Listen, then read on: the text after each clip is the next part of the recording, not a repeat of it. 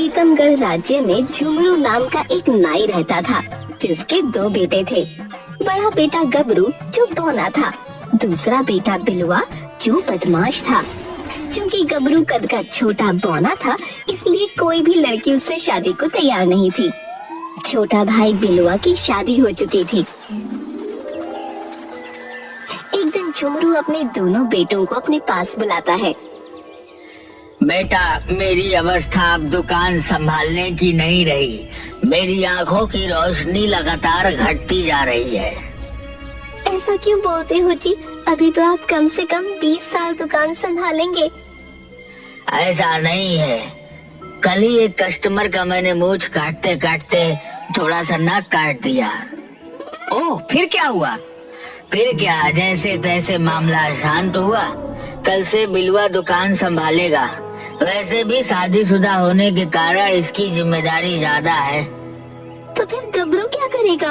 वो कैसे अपना जीवन चलाएगा? देखो सुंदरी, अपना बेटा सबको अच्छा लगता है, लेकिन गबरू में ऐब है।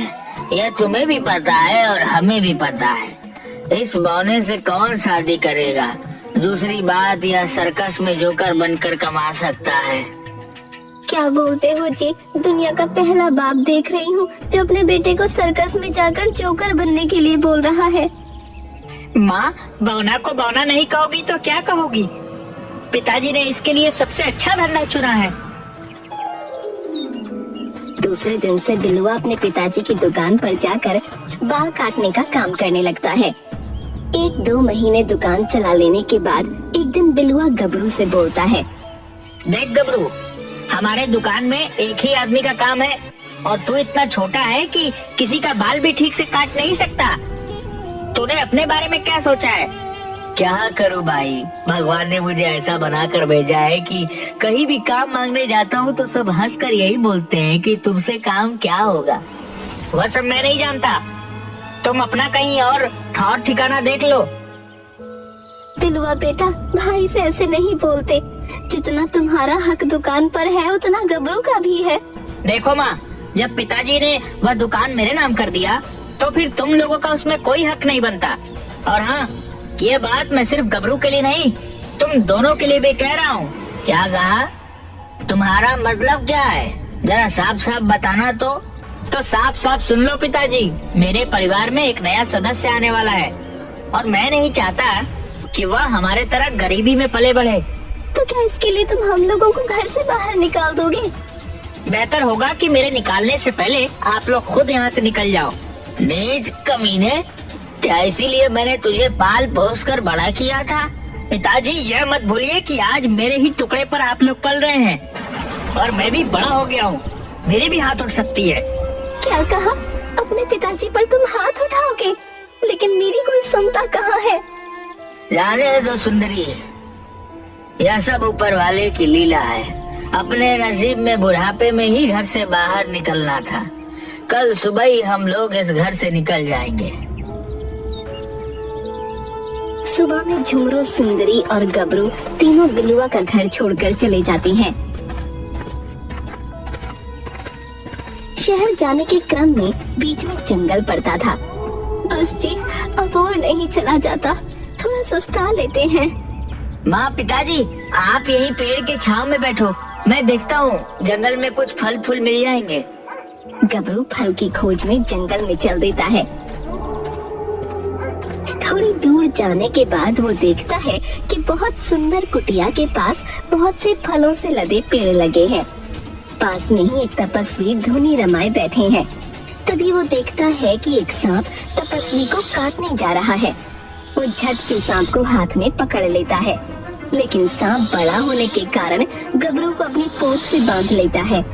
गबरू छटपटाने लगता है।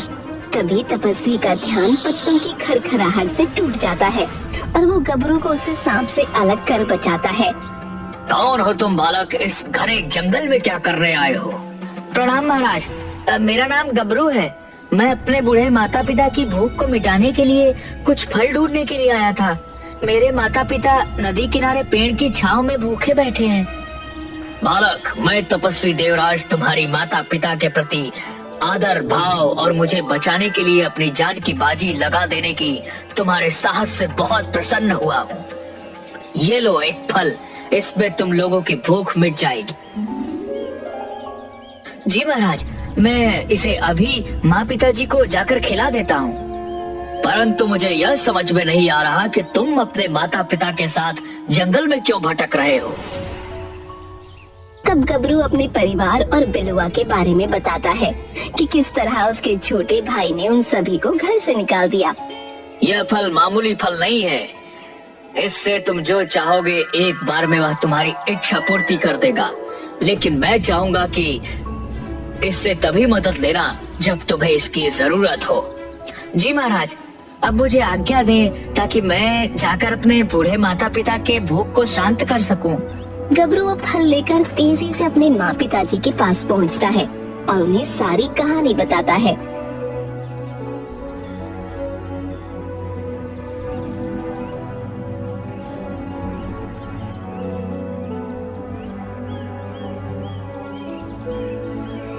फिर वो लोग फल से अपने लिए स्वादिष्ट खाने की इच्छा जाहिर करते हैं और उसी खाने को खाकर नगर की ओर निकल जाते हैं। नगर में एक ढाबे पर। अरे मोने, तुझे क्या चाहिए? बहुत देर से देख रहा हूँ, टुकुर टुकुर देख रहा है।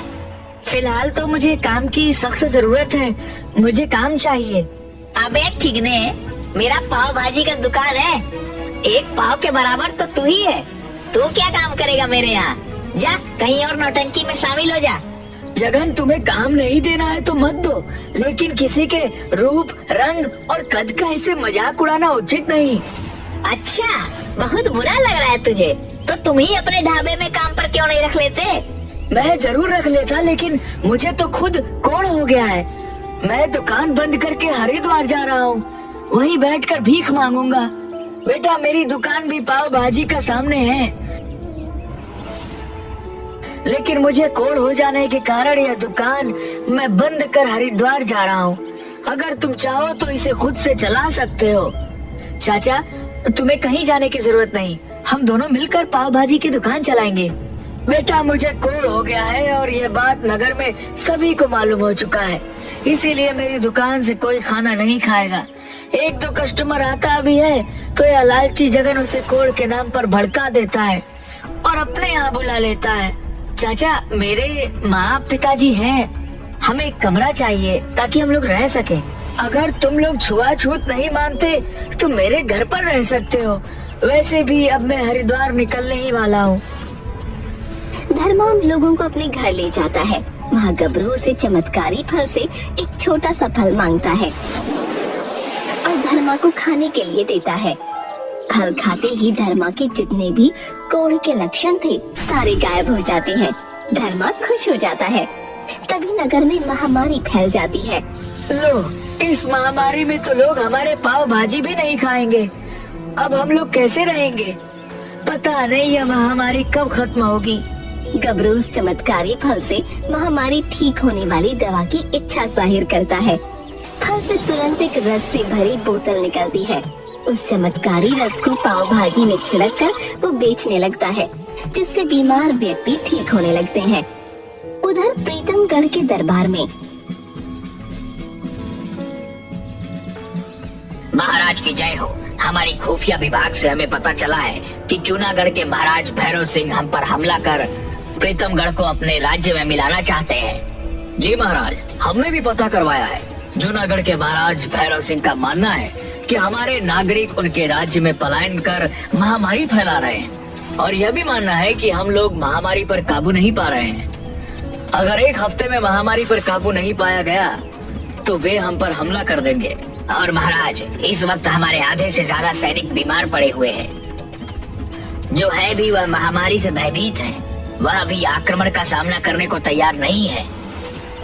मंत्री जी, जितना जल्दी हो सके महामारी के रोकथाम के लिए उपाय निकालिए, नहीं तो बहादुर राजा भैरव सिंह के सामने हमारे सैनिक कहीं भी नहीं टिकेंगे। महाराज, हमें पता चला है कि नगर में पाव भाजी बेचने वाला बौना गबरू, उसकी पाव भाजी खाने से लोग तेजी से ठीक हो रहे हैं। तभी राज वैद्य आकर बताते हैं कि जांच में महाराज सहित राजमहल के अधिकांश लोग महामारी से ग्रसित पाए गए हैं। मंत्री जी, हमें उस गबरू पाव भाजी वाले की दुकान पर ले चलिए। दूसरे दिन गबरू की पाव भाजी की दुकान पर। मंत्री जी, यहाँ कोई बहुत बड़ी मंदिर है क्या, जहाँ लोगों का तांता लगा हुआ हो?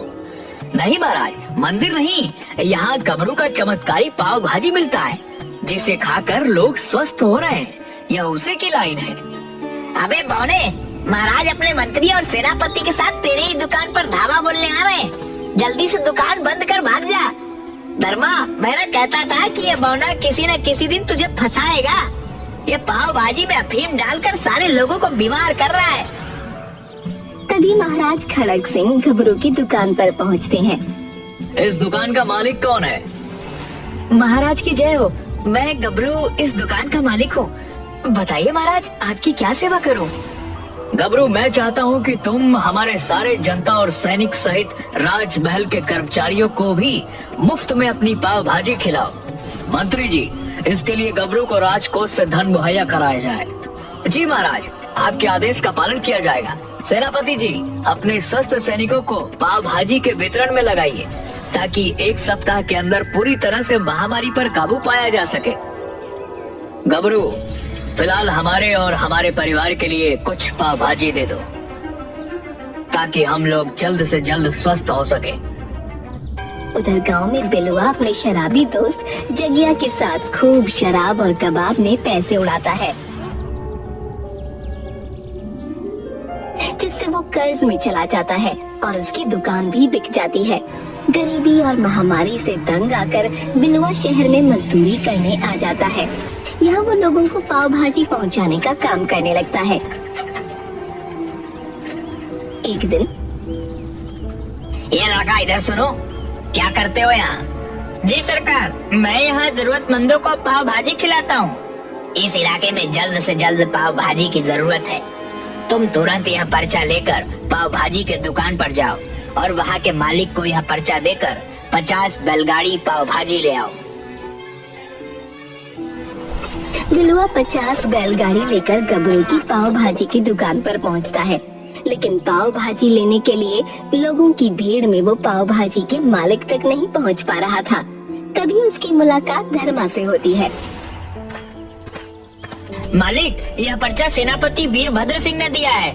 50 बैलगाड़ी पाव भाजी की तत्काल जरूरत है। यह तो राज पर्चा है, इसके लिए तो तुम्हें मालिक के पास ही जाना पड़ेगा। ऐसा करो, मैं यहाँ तैनात एक सैनिक को बोल देता हूँ, वह तुम्हें मालिक के पास पहुँचा देगा। वहाँ यह पर्चा दिखाना। सैनिक बिलुआ को लेकर गबरू के पास जाता है। अरे गबरू, तू यहाँ नौकरी करता है? देख, आज मैं अपने मेहनत के बदौलत राज कर्मचारी बन गया हूँ। यह राज पर्चा देख, तुम्हारे मालिक को दिखाकर 50 बैलगाड़ी पाव भाजी लेने आया हूँ। सेनापति वीरभद्र सिंह मुझे खुद यह पर्चा दिए हैं।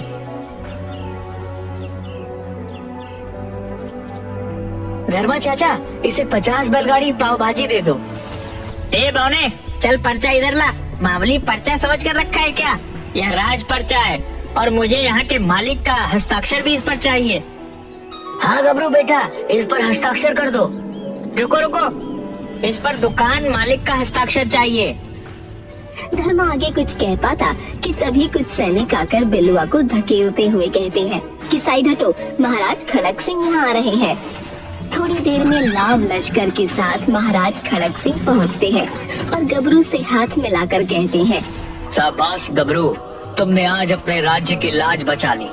हमने लगभग पूरी तरह से महामारी पर काबू पा लिया है। जूनागढ़ के महाराज भैरव सिंह ने तुमसे मिलने की इच्छा जाहिर की है और अपने राज्य में पाव भाजी की सेवा देने के लिए बुलाया है। महाराज, ये सब आपके हस्तक्षेप के बिना असंभव था। हमें इसका श्रेय देकर तुमने अपना बड़प्पन दिखाया है। काम तो सारा तुम्हारा ही है। बिलुआ भीड़ में से महाराज और गबरू को सिर्फ टकटकी लगाकर देख रहा था।